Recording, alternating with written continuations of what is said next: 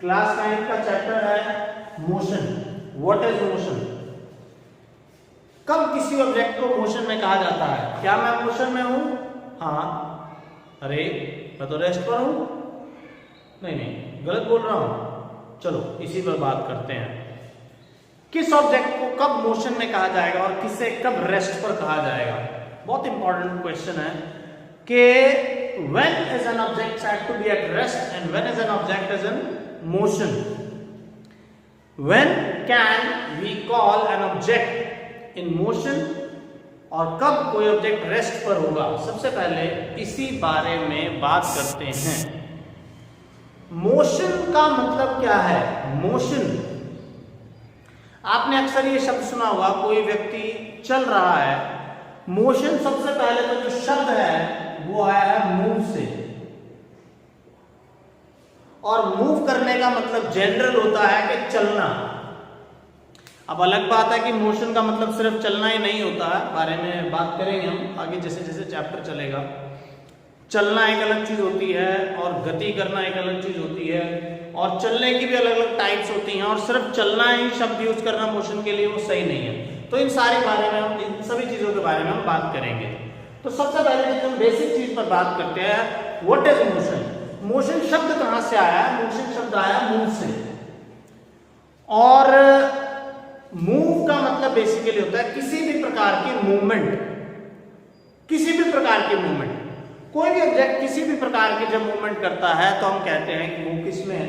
Motion में। बात समझ आ रही है? कोई ऑब्जेक्ट जब किसी भी प्रकार की मूवमेंट करता है तो हम कह सकते हैं कि वो मोशन में है। क्लियर हो रही है चीजें? समझ में आ रही है आपको? मोशन क्या है? सबसे पहले कब किसी ऑब्जेक्ट को मोशन में कहा जाएगा उस पर मैं पहले सबसे डेफिनेशन लिख देता हूं। Any object is said to be in motion. Any object is said to be in motion if it changes its position with respect to surroundings and time. An object is said to be in motion if it changes its position with respect to surroundings and time. कोई object को motion में तब कहा जाता है यदि वो अपनी सराउंडिंग्स और टाइम के बेसिस पर अपनी पोजीशन को चेंज कर सकता है या करता है, तो उस ऑब्जेक्ट को किसमें कहा जाएगा? मोशन में। Same thing for rest.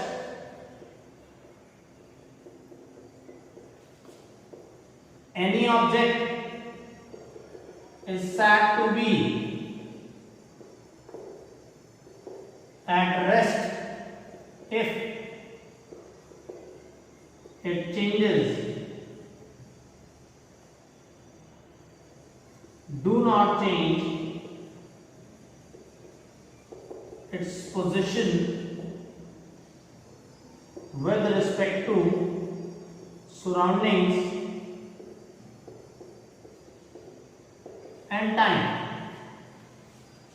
चीजें क्लियर हो रही हैं आपको? किसी ऑब्जेक्ट को मोशन में तब कहा जाता है जब वो अपनी सराउंडिंग्स और टाइम के बेसिस पर अपनी पोजीशन को चेंज करता है। मैं आपको एग्जांपल दूंगा अभी इनके। और किसी ऑब्जेक्ट को रेस्ट में तब कहा जाता है जब वो अपनी सराउंडिंग्स के हिसाब से अपनी पोजीशन को चेंज नहीं करता। बहुत ही इंटरेस्टिंग क्वेश्चन यहां पर अब बनेगा। मैं आपसे एक क्वेश्चन पूछता हूं, आप सभी सोचना, वीडियो को रोककर उसका जवाब सोचना और फिर उसको दोबारा से आंसर उसको करना, ठीक है? और बताना, खुद से कमेंट कर सकते हो कि आप सही थे या गलत थे। क्वेश्चन है कि आप बस में मोशन कर रहे हैं। आप तो नहीं कर रहे हो, खैर बस मोशन कर रही है, बस चल रही है, आप बस के अंदर। अभी उस बारे में बात नहीं करेंगे, अभी उसी पे बात करेंगे कि हम मोशन कर रहे हैं या नहीं कर रहे हैं। तो आप बस के अंदर और बस चल रही है, आप दिल्ली की तरफ जा रहे हैं, हम दिल्ली की तरफ जा रहे हैं और हम बस के अंदर हैं। मान लो मैं पिछली सीट पर बैठा हूं और आप में से कोई मुझसे अगली सीट पर बैठा हुआ है। तो क्या मेरे लिए, मैं जब आपको देखूंगा तो मुझे आप क्या दिखोगे, कैसे दिखोगे, क्या दिखोगे? क्या मेरे लिए आपकी पोजीशन चेंज हो रही है? क्या मेरे लिए आपकी पोजीशन चेंज हो रही है?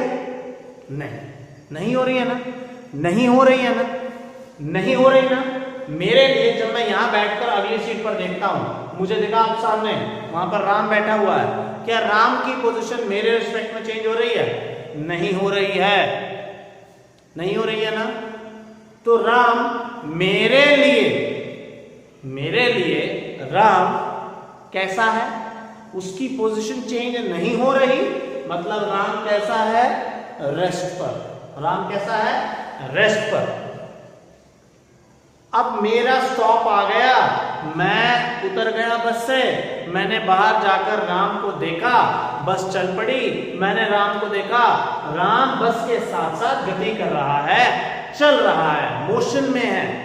जब मैंने तब राम को देखा तो मैं यहां पर बस से उतरा, यहां पे बस चल रही है, राम उसके अंदर यहां पर बैठा हुआ है, और जैसे जैसे बस चल रही है वैसे वैसे राम भी मोशन कर रहा है।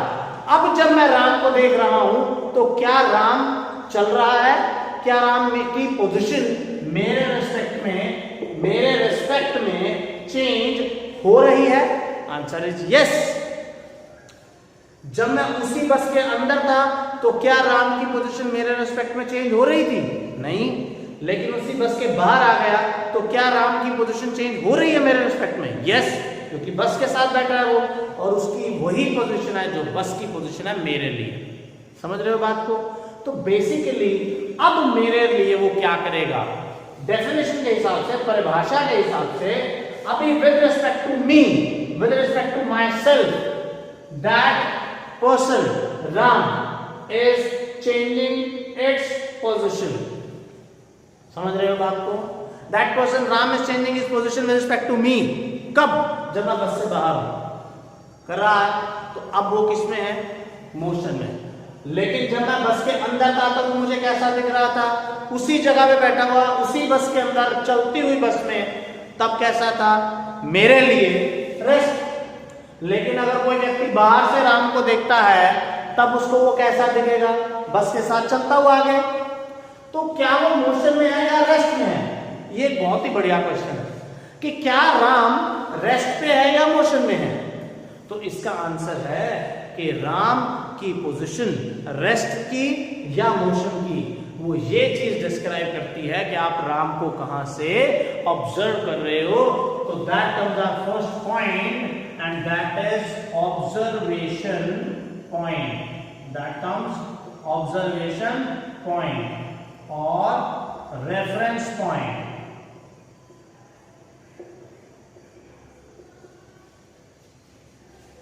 बात समझ में आ रही है आपको? किसी ऑब्जेक्ट का रेस्ट या मोशन में होना इस बात पर निर्भर करता है कि आप उसे कहां से ऑब्जर्व कर रहे हो। समझ में आ रही है बात? कोई ऑब्जेक्ट रेस्ट पे है या नहीं है, ये इस बात से डिस्क्राइब होगा कि आप उसको कहां से देख रहे हो। बस के अंदर बैठकर जब आप सड़क को देखते हो तो सड़क पीछे भागती हुई दिखाई देती है, पेड़ पीछे भागते हुए दिखाई देते हैं। क्या वो एक्चुअल में पीछे भाग रहे हैं? नहीं, हमें दिखते हैं। तो वो हमारे लिए, जब हम बस में बैठे हैं और बस चल रही है, मोशन में है, लेकिन बाहर खड़े हुए किसी व्यक्ति के लिए वो सभी रेस्ट पर है। तो किसी ऑब्जेक्ट का रेस्ट या मोशन में होना इस बात पर निर्भर करता है कि आप उसको कहां से ऑब्जर्व कर रहे हो। समझ रहे हो बात को? आप अर्थ पे किसी चीज को देखोगे तो वो चीज आपको रेस्ट पर दिखेगी, लेकिन अर्थ के बाहर से अगर किसी व्यक्ति को देखोगे तो आपको सारी अर्थ के साथ साथ वो व्यक्ति भी, पानी भी, नदियां भी, पर्वत भी, पहाड़ भी, सब कुछ कैसा दिखेंगे? घूमते हुए। लेकिन अगर वहां उसके पांव खड़े होकर, सामने खड़े होकर देखोगे तो आपको रेस्ट पर दिखेगा। तो यही चीज मैं आपको बताने की कोशिश कर रहा हूं कि रेस्ट और मोशन में होना, एक ऑब्जेक्ट एक टाइम पर रेस्ट और मोशन में साथ साथ होता है। समझे?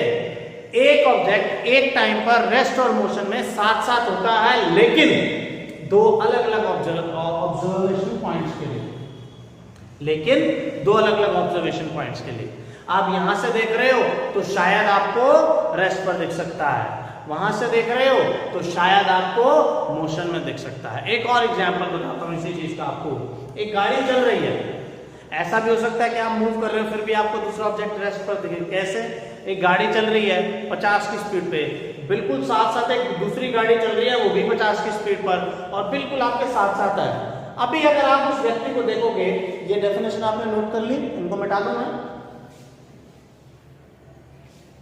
अभी एक व्यक्ति चल रहा है 50 की स्पीड पर, ठीक हुआ?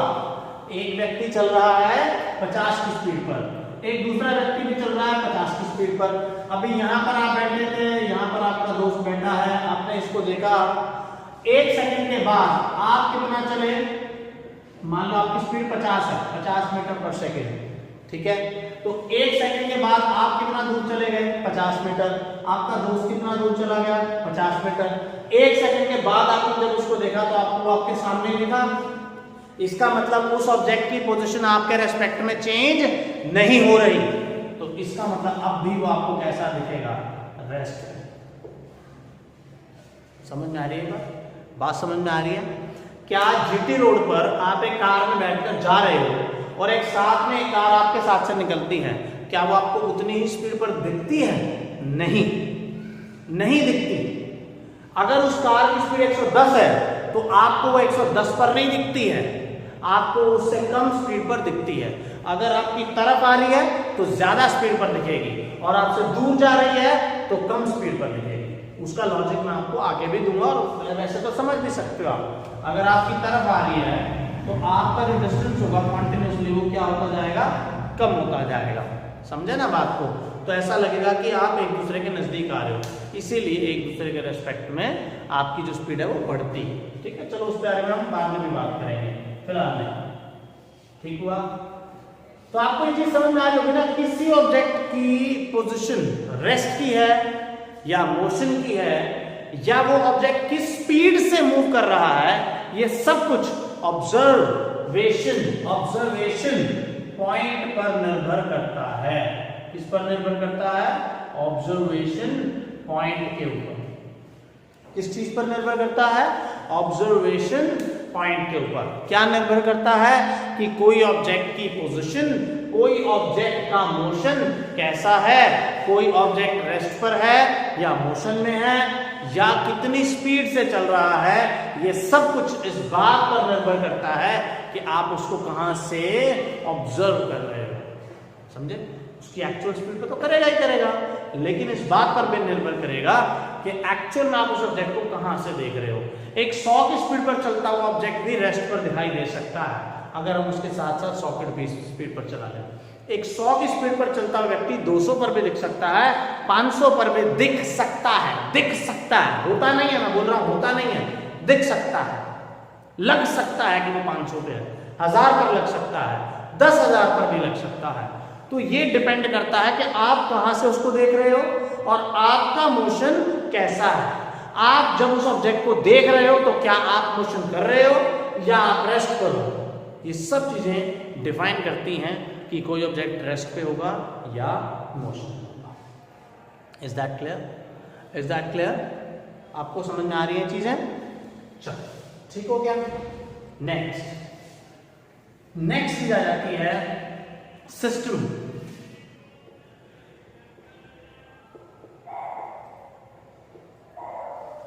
सिस्टम क्या होता है? System, what is a system? System क्या होता है? सिस्टम का मतलब होता है, साइंस के अंदर, फिजिक्स के अंदर सिस्टम की हम बात कर रहे हैं।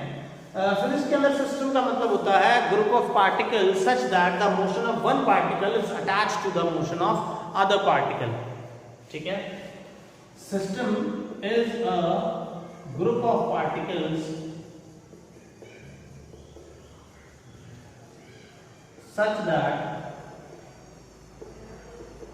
the motion of one particle is affected by the motion of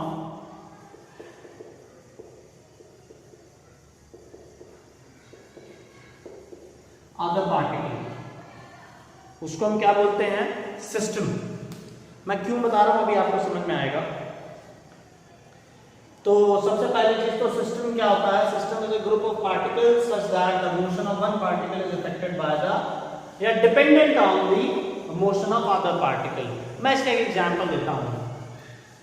like earth का मोशन मून पे जुड़ा हुआ है, समझ रहे हो? मून का मोशन अर्थ से और सन दोनों से जुड़ा हुआ है, या सन का मोशन मून और अर्थ से दोनों से जुड़ा हुआ है। तो बेसिकली जब वो मूव कर रहे हैं, या फिर आप एक कार के अंदर बैठे लेट्स से, तो कार के अंदर अगर आप बैठे और कार चल रही है तो आपका मोशन किसके ऊपर डिपेंड कर रहा है? कार के ऊपर। समझ रहे हो ना? तो जब एक ऑब्जेक्ट दूसरे पर डिपेंड कर जाता है मोशन के लिए, तो वो मिलकर क्या बना देते हैं? एक सिस्टम। समझ में आ रही है बात? क्लियर हो रही है चीजें?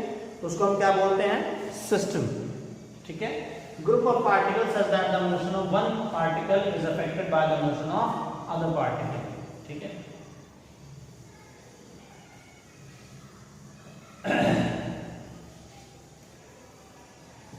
नेक्स्ट क्या चीज आ जाती है हमारे पास? सबसे पहली चीज हमने डिफाइन करी रेस्ट, दूसरी चीज हमने डिफाइन करी मोशन, तीसरी चीज हमने डिफाइन करी सिस्टम, चौथी चीज हम डिफाइन करेंगे, the fourth thing is motion की टाइप्स। मोशन की टाइप्स, मोशन की टाइप्स। वैसे मोशन जो है वो बेसिकली जब हम पाथ के हिसाब से चुनते हैं तो उसकी कैटेगरीज अलग होती हैं।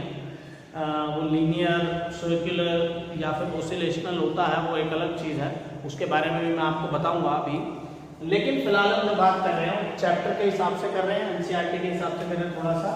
तो सबसे पहले चीज आती है मोशन की टाइप, दो हैं, यूनिफॉर्म और नॉन यूनिफॉर्म। एक चीज यहां पर बताना चाहूंगा आपको, rest and motion are relative terms. इस बात का मतलब यह है कि एक दूसरे के रिलेशन में होती हैं, रिलेशन में है, समझे? एक ऑब्जेक्ट अगर मुझे देख ले तो मोशन पे लग रहा है तो मेरे लिए वो रेस्ट पर कभी नहीं हो सकता, लेकिन किसी दूसरे ऑब्जेक्ट के लिए वो रेस्ट पर हो सकता है। समझे ना?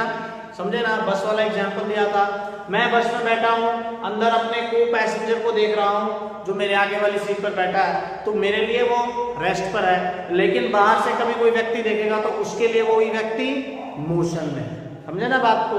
तो basically rest and motion are relative terms, complementary terms, complementary, एक दूसरे को पूरा करती है, एक दूसरे को पूरा करती है। Rest and motion are complementary terms, and one object at rest can be in motion at the same time but with respect to a different observation point, with respect to a different observation point.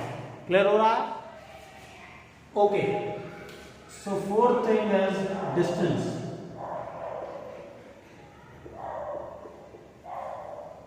and the fifth thing is displacement.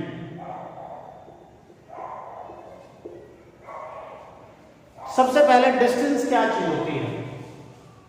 Distance होता है actual path covered, और displacement होता है shortest path length. What is distance and what is displacement? मैं आपको एक practical example से समझा देता हूं। अब आप यहां पर खड़े हो, ठीक है? आपने मान लो आप अपनी गली के अंदर, अपने घर के बाहर खड़े हो और आपको आपकी गली के कोने तक जाना है, ठीक है? अब आपकी गली के कोने तक जाने के कितने रास्ते हैं? कितने रास्ते हैं? इनफाइनाइट, अनंत रास्ते हैं। बहुत सारे रास्तों से आप जा सकते हो, सीधे चले जाओ, मुड़कर चले जाओ, घूमकर आ जाओ कहीं से, या आपकी मम्मी ने आपको बोला कि इधर जाना है, फिर किसी के घर बताया वहां जाना है, वहां से आते हो आपको लगा रास्ता छोटा है तो वहां आ सकते हो, किसी की छत पर जा सकते हो।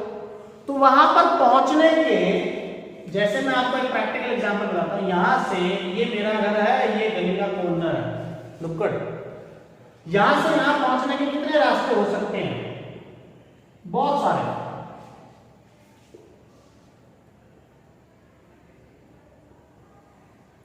बहुत सारे।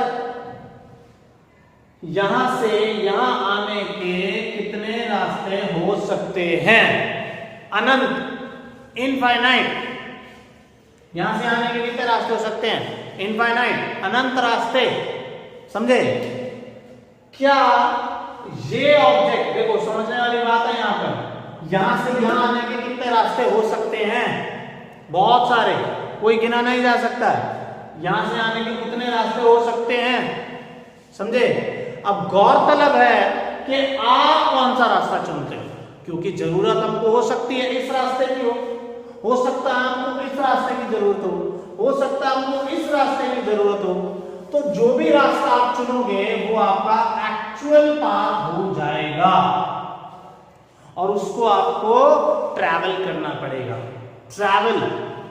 ट्रैवल कवर, उस रास्ते को आपको क्या करना पड़ेगा?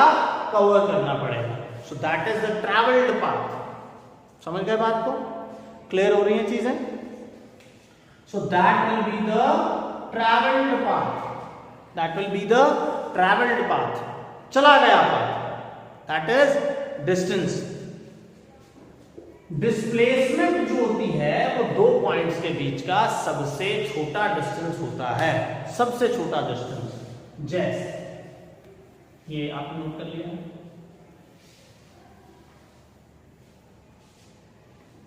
आपने यहां से यहां जाना है तो यहां से यहां जाने के लिए आपके पास ये रास्ता है, ये रास्ता है। हो सकता है आपकी मम्मी आपको बोलते कि यहां से कुछ काम है, ऐसे जाना आपको, और आप आ गए, ठीक है। अब यहां से यहां जाने का ये रास्ता है, एक ये रास्ता हो सकता है, एक ऐसा ऐसा रास्ता हो सकता है, एक ये रास्ता हो सकता है, एक ये हो सकता है, एक ये हो सकता है। बहुत सारे रास्ते हो सकते हैं, कितने भी हो सकते हैं, बहुत सारे रास्ते हो सकते हैं। लेकिन यहां से यहां आने का सबसे छोटा रास्ता कौन सा होगा? सबसे छोटा रास्ता। तो आंसर है, जब हम सबसे छोटा रास्ता डिफाइन करेंगे तो हमारे पास एक दिशा होनी चाहिए। क्या होनी चाहिए? दिशा, डायरेक्शन। क्या होनी चाहिए? डायरेक्शन। कि भैया यहां पर अपने जो है अपना सिर रखो, अपना सिर जो है सामने रखो, एकदम अपना जो हेड है एकदम उसको फिक्स करो सामने की तरफ, और नाक की सीध में सीधे चलते जाओ, बिल्ली के कोने पर पहुंच जाओगे, और कोई रास्ता सबसे छोटा नहीं हो सकता। और मजे की बात है कि डिस्प्लेसमेंट को ट्रैवल करने की जरूरत भी need not to be travelled, इसको ट्रैवल करने की भी नीड नहीं है। डिस्प्लेसमेंट को ट्रैवल करने की भी नीड नहीं है, चलने की भी नीड नहीं है। आप बिना चले भी डिस्प्लेसमेंट ही कहा जाएगा। आपको यहां से यहां तक जाने का सबसे छोटा रास्ता तो यही पता है ना, इससे छोटा तो कोई रास्ता नहीं हो सकता है। तो ये आपका क्या माना जाएगा? डिस्प्लेसमेंट। क्लियर हो रहा है? बात समझ में आ रही है? समझ में आ रही है चीजें आपको? ठीक है। यहां से यहां तक पहुंचने का सबसे छोटा रास्ता कौन सा होगा?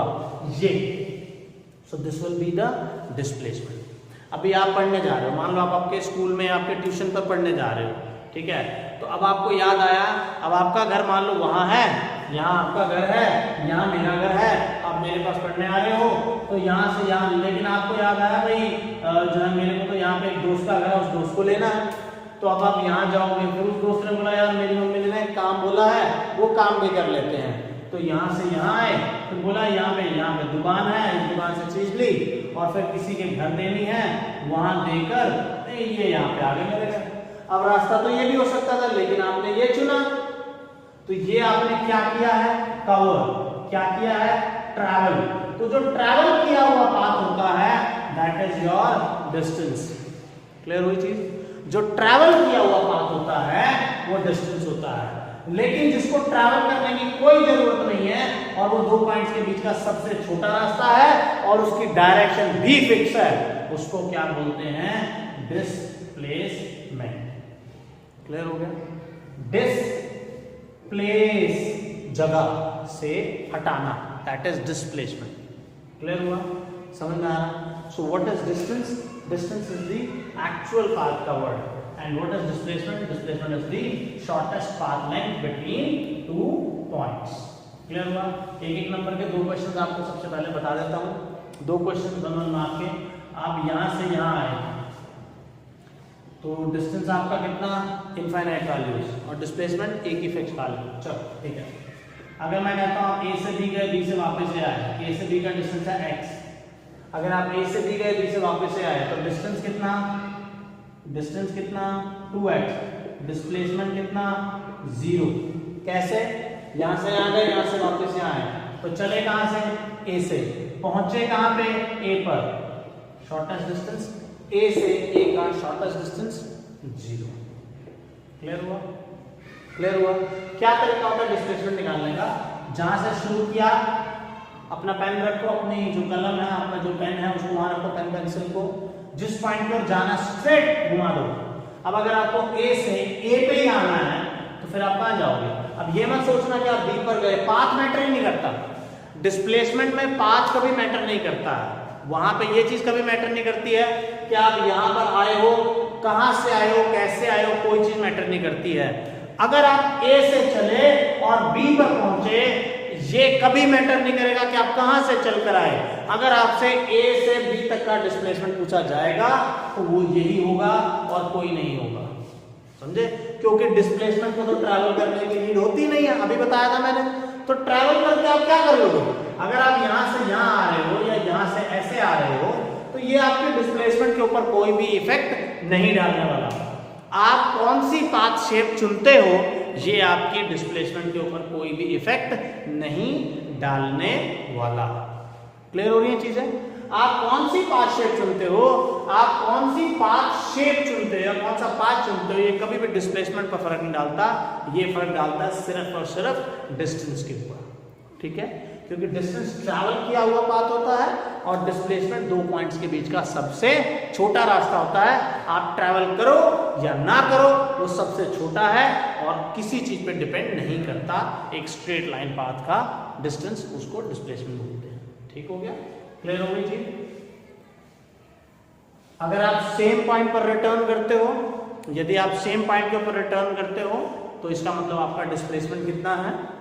0। क्लियर हो रहा है? सेम पॉइंट के ऊपर रिटर्न करोगे तो डिस्प्लेसमेंट कितना? 0। ठीक है, चलो एक क्वेश्चन दे देता हूं आपको जल्दी से। इसको वीडियो को बंद करके एक बार के लिए फिर इसको सॉल्व करना और फिर आंसर चेक करना। अभी आप एक सर्कुलर पाथ के अंदर हो, ठीक है?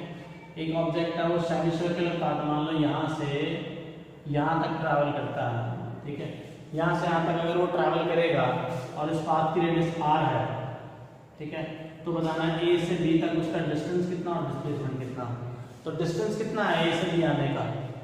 अभी A से B आने का डिस्टेंस जो होगा वो कितना होगा? ये सर्कल की सर्कमफेरेंस का आधा, ठीक है? कितना होता है सर्कमफेरेंस होती है? 2 पाई r, आधा कितना हो जाएगा? पाई r। तो डिस्टेंस कितना? पाई r। डिस्प्लेसमेंट कितना? अभी मैंने आपको बताया ये कभी मैटर नहीं करता कि आपने कहां से कहां तक आए हो, पाथ कौन सा चुना है कभी मैटर नहीं करता। जहां से चलना शुरू किया, जहां पे डिस्प्लेसमेंट खत्म किया, पाथ खत्म किया, उन दोनों पॉइंट्स के बीच का सबसे छोटा रास्ता जो कि हमेशा एक स्ट्रेट लाइन होती है, तो ये दैट इज योर डिस्प्लेसमेंट। अब आपने इसको ट्रैवल किया है या नहीं किया है, that doesn't matter, that doesn't matter, ठीक है? तो डिस्प्लेसमेंट कितना है? r 2r, तो ratio will be distance upon displacement का पाई r अपॉन 2r। क्लियर हुआ? क्लियर हुआ?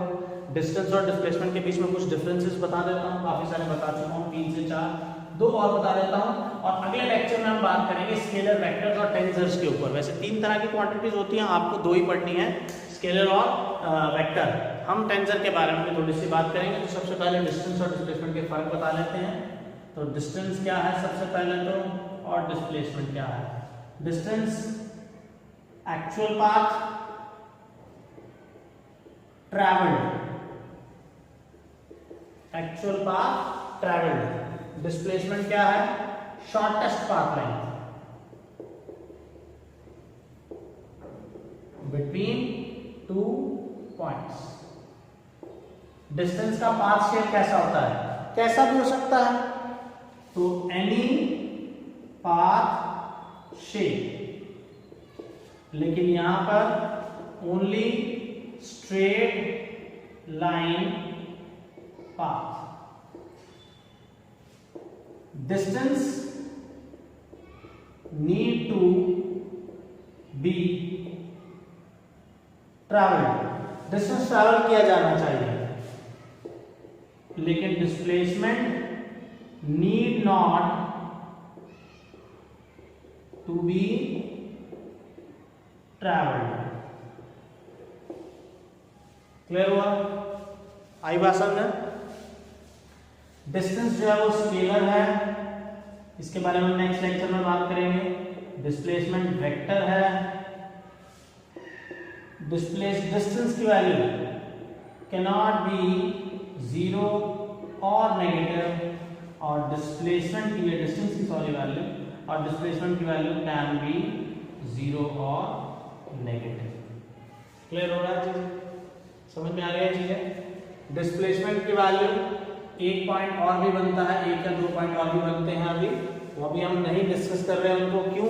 क्योंकि उनके बारे में मैं आपको डिटेल में नेक्स्ट वीडियो के अंदर बताऊंगा। तो नेक्स्ट वीडियो हमारी होगी स्केलर वेक्टर, और इनमें ओरिजिन का कॉन्सेप्ट समझाऊंगा। तो ओरिजिन के ऊपर फिर आपके एक पॉइंट और बन जाएगा। तो ये फिलहाल आप 5 पॉइंट कर लो, और इसके बेसिस पर 5 से 10 न्यूमेरिकल्स आपको बनाने हैं। ठीक है?